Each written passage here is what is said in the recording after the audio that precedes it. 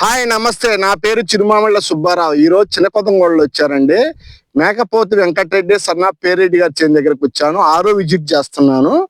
ఈ ఇత్తనం అనేది కొత్త ఇత్తనం ఇచ్చారండి. 1111 అనేది కార్తికేయ వాడి కొత్త ఇత్తనం ఇచ్చాను. ఆ ఇత్తనం అనేది ఎట్లుంది అనేది ఒకసారి చూడండి. ఇప్పుడు వేసి ఈ 2 నెలల్లో మేము 35 నుంచి 40 రోజుల మధ్యలో హ్యూమిక్ పొటాష్ ఎకరానికి 20 కేజీలు 25 కేజీలు మెగ్నీషియం ఒక కట్ట డిఏపి కలిపి పెట్టాము.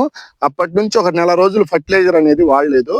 ఇప్పుడు మొక్క ఏ రంగులో ఉంది, ఈ లాస్ట్ 5-6 విజిట్లో ఎట్లుంది, ఈ విజిట్లో ఎట్లుంది అనేది తేడా చూడండి ఒకసారి.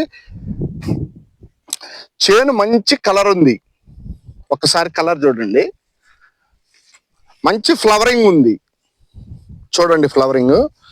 కాయ మంచి సైజు ఉంది, కాయని చూడండి. ఇప్పుడే కాయలు పడుతున్నాయి. ఆ పడ్డ కాయలు ఏ సైజులో ఉన్నాయి, అవి ఎట్లా ఉన్నాయో ఒక్కసారి చూడండి. అవి ఎంత చిక్కగా పడుతున్నాయి కూడా చూడండి ఒకసారి. ఇది తేజ వెరైటీ. ఈ వెరైటీలో ఇది ఎట్లా ఉంది అనేది ఒక్కసారి చూడండి. అదిగో చూడండి.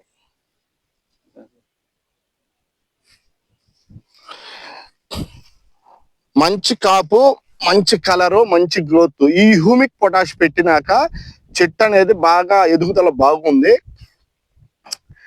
దీనివల్ల మొక్క ఆరోగ్యంగా ఉండి, వేరు వ్యవస్థ దృఢంగా ఉండి, మొక్క మంచి షైనింగ్ ఉండటం వలన, మంచి కలర్ ఉండటం వలన చేను చూడటానికి ఎక్సలెంట్ గా ఉందండి.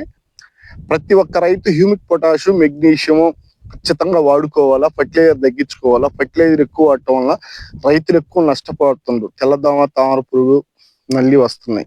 అవన్నీ రాకుండా ఉండాలంటే ఫర్టిలైజర్ తగ్గించుకోవాలండి. తగ్గించుకుంటే మీరే బాగుపడతారు. ఈ చేను గురించి తెలుసుకోవడానికి నెక్స్ట్ వీడియోలో చూద్దామండి.